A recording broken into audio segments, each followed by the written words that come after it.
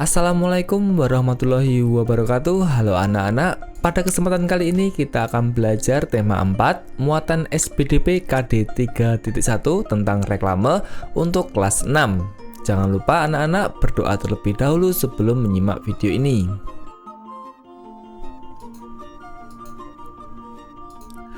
Reklame merupakan suatu benda, alat, atau media yang digunakan untuk menyampaikan informasi secara singkat kepada khalayak ramai. Reklame mengandung gambar dan tulisan terkait produk yang akan dipromosikan atau pesan yang ingin disampaikan. Reklame umumnya disampaikan di tempat-tempat strategis, baik melalui media gambar, teks, maupun audio. Secara umum, reklame terdiri atas dua macam, yaitu reklame komersial dan reklame non-komersial.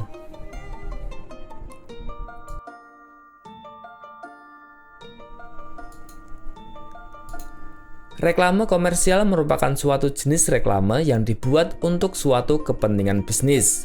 Informasi pada reklame komersial berupa profil perusahaan, produk barang atau jasa, dan sebagainya.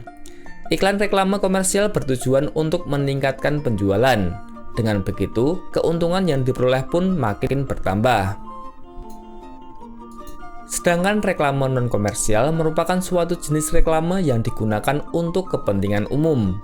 Informasi pada reklame non-komersial berupa ajakan, imbauan, atau sosialisasi agar masyarakat mengikuti pesan atau kebijakan pemerintah. Dengan kata lain, iklan non-komersial tidak bermaksud untuk mencari laba atau keuntungan. Misalnya, imbauan untuk taat membayar pajak, donor darah, tertib berlalu lintas, menjaga kebersihan lingkungan, dan sebagainya. Yang pertama, reklame berwujud poster. Apakah di lingkungan sekitar kalian terdapat pajangan poster? Dalam kehidupan sehari-hari, poster tidak hanya digunakan sebagai media penyampai informasi. Ada pula poster yang berfungsi sebagai media promosi.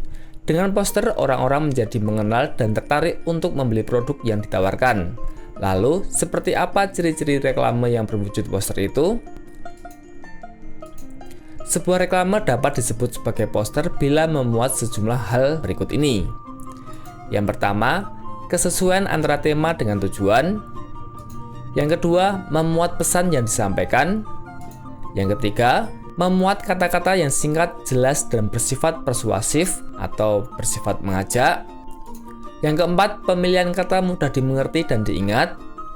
Yang kelima, memuat gambar ilustrasi yang menarik dan sesuai tema.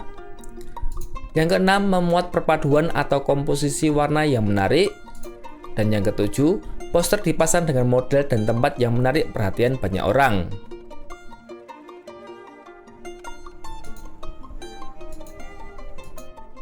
Poster sebagai media reklame dapat disampaikan melalui dua cara, yaitu secara visual dan audiovisual. Secara visual merupakan suatu cara penyampaian poster lewat tulisan, gambar, atau tulisan dan gambar yang dapat diterima dengan indera penglihatan. Secara audiovisual merupakan suatu cara penyampaian poster lewat tulisan, gambar, dan suara. Yang kedua, reklame berwujud brosur. Brosur merupakan salah satu media reklame yang berupa lembaran atau halaman kertas.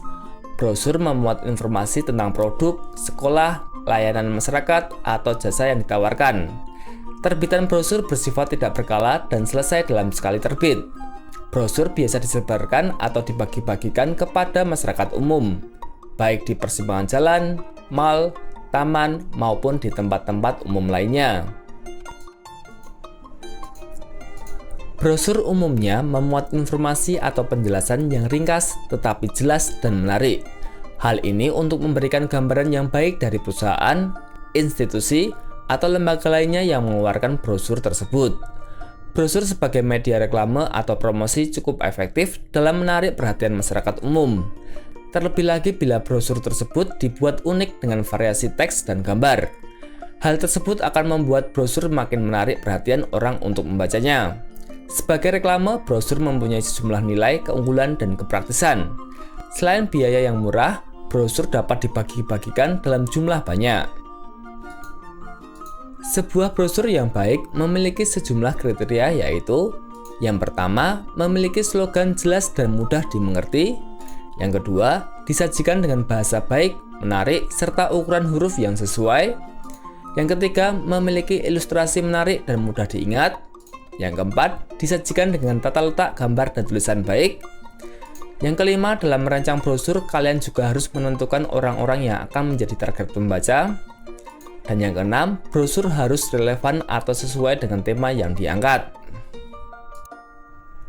Nah anak-anak, itulah materi muatan SBDP KD 3.1 tentang reklame.